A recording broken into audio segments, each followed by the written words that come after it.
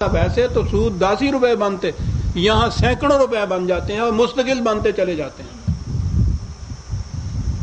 آپ کے ہاں کی شریعت مقدسہ نے کہا کہ یہ ربا نہیں ہے، مزارعت ہے، حلال تو یہ ساری زمینیں آپ دیکھیں، اس محنت کرنے والے کاشتکار کی کمائی کی آدھا کمائی کا حصہ یا پٹے پہ دی ہوئی ہے تو کرایہ اس کا اسی روپے کا ہے نا جس سے اس نے زمین کی تھی، یہ حلال۔ یہ تو پھر بھی ذمہ داروں کی بات ہے۔ یہ کاروبار کرنے والے، وہ کاروبار کرتا ہے، یہ اس میں کچھ روپیہ اس کو قرض دے دیتا ہے، کاروبار میں اس کا نام قرض نہیں رکھتے، انویسٹ کر دیتا ہے۔ اسماء سمیتموها انتم وآباؤکم، قرآن کہتا ہے کہ یہ خدا دوسرے بناتے ہو، ان کو خدا نہیں کہتے، نام کچھ اور رکھ لیتے ہو، معبود وہی ہوتا ہے تمہارا، نام بدل دیتے ہو۔ سب کیا بات ہے قرآن، کہا کہ یہ انویسٹمنٹ ہے، یہ وہ انویسٹ کر دیتا ہے۔ یہ گھر میں بیٹھا ہے،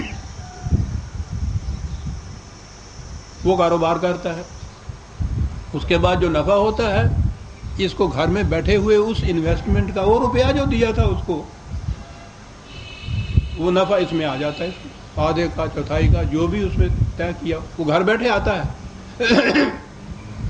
کہا یہ ربا نہیں ہے، یہ مزاربت ہے،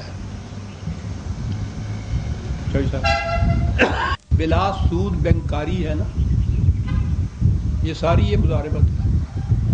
کہتے ہیں یہ سود نہیں ہے، بینک کو دیتے ہو تم، اس سے تو یہ کہتے نہیں ہو کہ تم اس روپے پہ اتنا ہمیں وہ بینک جو ہے آگے دیتا ہے کاروبار کرنے والوں، وہ کاروبار کرنے والے جو ہیں وہ اس اپنی کمائی میں سے اس بینک کو دیتے ہیں، اس میں سے کچھ بینک رکھتا ہے، اس میں سے پھر یہ جو آپ نے انویسٹ کیا ہوا ہوتا ہے اس سے ملتا ہے۔ اتنا شور ہے آج کل مچا ہوا، اور دنیا میں اعلان ہو رہا ہے کہ دیکھیے اسلامی مملکت نے بلا سود بینکاری کا رواج یہاں کر دیا ہے، اور بڑے فخر سے ہر سال علاج ہوتا ہے کہ اس سال اتنے ارب روپیہ جو ہے اس میں وہ جمع ہو رہا ہے۔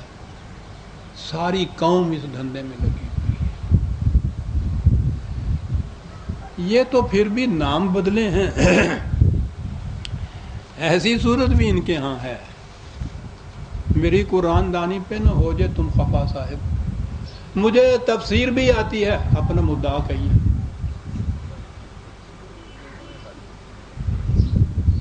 بات یہ تھی کہ مزارعت بھی نہ ہو، مزاربت بھی نہ ہو، بالکل وہ سیدھا لین دین غریب آدمی کو جو تم نے دیے تھے پیسے اس پہ کچھ زیادہ۔ انہوں نے کہا ٹھیک ہے ہم بتاتے ہیں آپ کو۔ اس سودی کاروبار کے اوپر بھی اس نے کہا کہ فقہ میں یہ احکام ہوتے ہیں، اور آپ کو تو اب شاید معلوم ہے جو درس سننے والے ہیں، فقہ کی ہر کتاب کے پیچھے ایک ہوتی ہے کتاب الحیل، وہ ہوتا یہ اس میں لکھا ہے کہ جتنے قانون اس کتاب میں لکھے ہیں نا ان قانون سے بچنے کی شکلیں کیا ہیں، شرعی ہیلہ اس کو کہتے ہیں۔ آؤ آپ کو میں بتاؤں دو ایک چیز، کچھ تو عید میٹھی ہونی چاہیے نا۔ یہ سود کے متعلق ایک کتاب آئی ہمارے سامنے، معاشیات نظام مصطفیٰ صلی اللہ علیہ وسلم۔ کہاں نسبت کرتے ہیں جا کے، یہ کہاں نسبت کرتے ہیں معاشیات نظام مصطفیٰ کو، غور سے سنیے۔ مصنف ہیں ابو سعید غلام سرور مفتی قادری ایم اے اسلامک لاء، یہ ہمارے ہاں کی یہ جو مسجد ہے اس میں یہ خطیب ہے، بہرحال بہت بڑے مفتی صاحب، ان کی یہ کتاب ہے۔ انہوں نے پہلی کتاب میں کوئی 300 صفحے سود کے خلاف لکھے ہیں، اتنا بڑا جرم ہے۔ اس کے بعد آخر میں اس کے بعد کتاب الحیل ہے، اس میں طریقے تو بہت سے لکھے ہوئے ہیں، وقت ہمارے پاس تھوڑا ہے اور میں اس لیے بھی زیادہ تفصیل میں نہیں جاتا کہ آپ کو بھی شاید ٹیمپٹیشن ہو جائے۔ گورنمنٹ کی خیر یارو مناؤ، انا الحق کہو اور پھانسی نہ پاؤ. قرضہ دو غریب کو، محتاج مفلس کو، سود بیاج لو، اس کو بیاج جسے کہتے ہیں لو، اور خدا کے ہاں گناہگار نہ قرار پاؤ. دو ایک سن لیجیے، عمل نہ کیجیے گا. کہتا ہے پہلی تدبیر سن لیجیے. اب کیلکولیشن آپ ذہن میں کرتے چلیے. ایک شخص کسی کو 10 روپے قرض دے کر اس سے 2 روپے زائد لینا چاہتا ہے، سود لینا چاہتا ہے. ظاہر ہے کہ یہ 2 روپے سود ہوں گے، وہ خود لکھتے ہیں. لیکن جرم اور گناہ سے بچنے کی تدبیر یہ ہے کہ قرض دینے والا قرض لینے والے کی کوئی چیز 10 روپے میں خرید لے، 10 روپے میں، اور اسے قرض لینے والے کے ہاتھ مدت معینہ کے لیے 12 روپے میں ادھار بھیج دے. آ گیا ذہن میں یہ کاروبار؟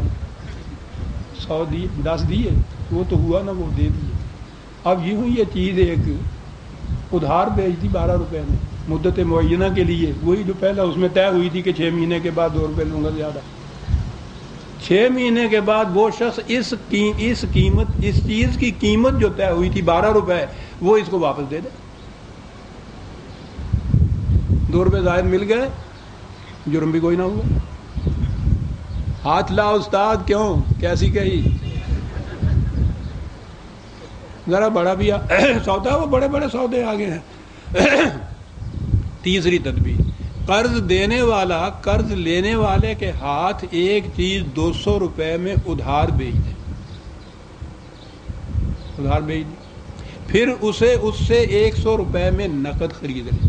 200 میں ادھار بھیج دی، 100 روپے میں نقد خرید لی اور 100 روپیہ اس کو دیا. قرض لینے والا معینہ مدت کے بعد اس شے کی قیمت کے طور پر اسے 200 روپے ادا کرے گا. ٹھیک ہوا نا؟ 100 لیا تھا نا نقد، 200 اس کے بعد واپس دے دے. 100 روپیہ زائد ملا، کہا کہ یہ حلال و طیب ہے، سود نہیں ہے. اور لطف کی چیز ہے جو آخر میں لکھی گئی. کیا بات چیز تو یہ انہوں نے کہا ہے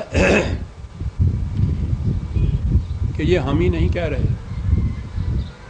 آپ نے سنا ہوگا امام ابو یوسف، امام ابو حنیفہ علیہ الرحمہ کے جو 2 بڑے شاگرد تھے نا، جن سے یہ فقہ حنفی آگے چلتی ہے، امام محمد، امام یوسف. یہ لکھتے ہیں کہ امام یوسف اس قسم کے کاروبار کے متعلق فرماتے ہیں کہ اس سے منافع بھی ہوگا اور ثواب بھی ملے گا. کہا جی ثواب کیسے ملے گا؟ یعنی کہ اس لیے ملے گا کہ اسے سود جیسے حرام سے بچنے کے لیے اختیار کیا گیا.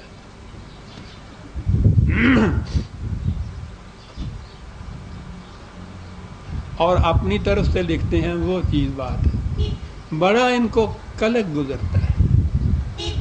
لیکن افسوس، یہ خود لکھتے ہیں کہ مسلمان دین فطرت کی ایسی تدابیر سے غافل رہ کر سود جیسی لعنت میں مبتلا رہتا ہے.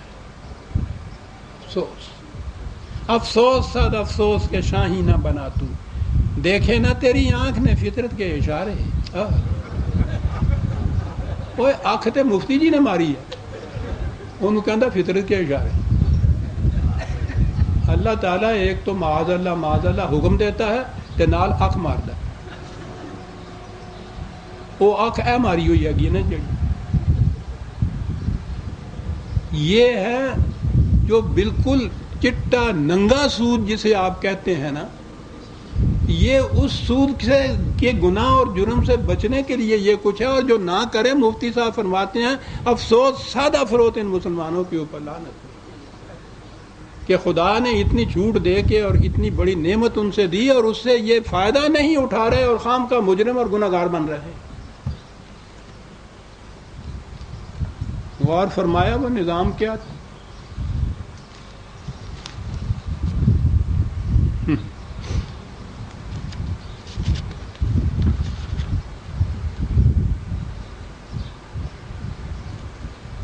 میں نے جیسا عرض کیا کہ یہ نظام